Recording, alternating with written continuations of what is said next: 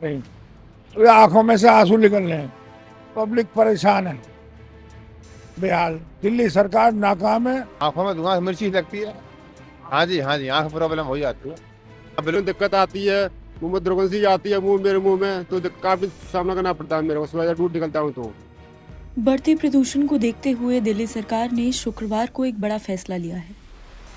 गाड़ियों के ज्यादा ट्रैफिक से निपटने और प्रदूषण के स्तर को कम करने के लिए दिल्ली में सरकारी दफ्तरों में अलग अलग समय पर कामकाज करने की घोषणा की गई है। मुख्यमंत्री आतिशी ने एक्स पर एक पोस्ट में कहा कि नए कार्यक्रम के तहत दिल्ली नगर निगम यानी एमसीडी के दफ्तर सुबह 8:30 बजे से शाम 5 बजे तक, केंद्र सरकार के दफ्तर सुबह 9 बजे से शाम 5:30 बजे तक और दिल्ली सरकार के दफ्तर सुबह 10 बजे से शाम 6:30 बजे तक कामकाज करेंगे। टाइमिंग को बदलने का मकसद है कि गाड़ियों की संख्या सड़कों पर कम हो। जब लोग ऑफिस के लिए निकले तो अलग अलग समय होने के चलते ट्रैफिक कम होता तो प्रदूषण कम होगा। इससे पहले बढ़ते प्रदूषण को देखते हुए दिल्ली सरकार ने प्राइमरी स्कूल बंद कर दिए हैं। उनकी ऑनलाइन क्लास शुरू कर दी गई है। ग्रैब 3 के नियम लागू होने के बाद कई जरूरी नियम दिल्ली एनसीआर में लागू हो चुके हैं।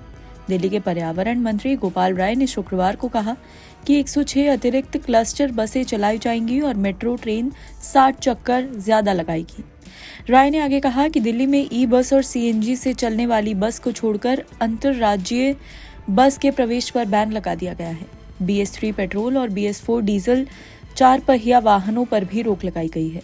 इसमें जो है 65 MRS मशीन है जो ग्राउंड पे काम कर रही हैं। वो पहले सुबह 6 से दोपहर 2 बजे तक काम करती थी। अब उनका टाइम बढ़ा करके 4 बजे कर दिया गया है। उसी तरह से मेट्रो के जो फेरे थे अब वो 60 फेरे और बढ़ाए जा रहे हैं। DTC की तरफ से 106 शटल बस सर्विस जो है वो शुरू की जा रही है। ख़ास तौर से जहाँ पे सरकारी कर्मचारी रहते हैं, वो ऑफिस जाते हैं, तो उनके लिए शटल बस सर्विस शुरू की जा रही है, जिससे प्राइवेट गाड़ियों का उपयोग जो है वो कम किया जाए। दिल्ली के अंदर डीजल BS3 BS4 की बसों की एंट्री को प्रतिबंधित करना पड़ रहा है। क्यों करना पड़ रहा है? अगर भाजपा की सरकारें भी दिल्ली की तरह अगर CNG और इलेक्ट्रिक बसें चलाएं तो प्रतिबंधित करने की जरूरत नहीं पड़ेगी। अब दिल्ली में तो हम एक इलेक्ट्रिक बस चला रहे हैं, 2000 बसें चला रहे हैं, CNG बसें चला रहे हैं। अब उत्तर प्रदेश, हरियाणा, राजस्थान में जहां भाजपा की सरकार है वहां जाकर के तो हम बस नहीं चलाएंगे। तो मुझे लगता है कि सभी सरकारों को अपनी जिम्मेदारियों को निभाने की जरूरत है। भाजपा के नेताओं को लगता है ऐसा है कि जैसे कि उनके बयान देने से ही सारा काम हो जाता है। तो भाजपा के नेता अपनी जिम्मेदारियों से भाग नहीं सकते। अगर एयर क्वालिटी और खराब होती है तो आर्टिफिशियल बारिश जैसे इमरजेंसी उपायों पर भी विचार किया जा सकता है। वो इस बारे में केंद्र सरकार के साथ बात करेंगे।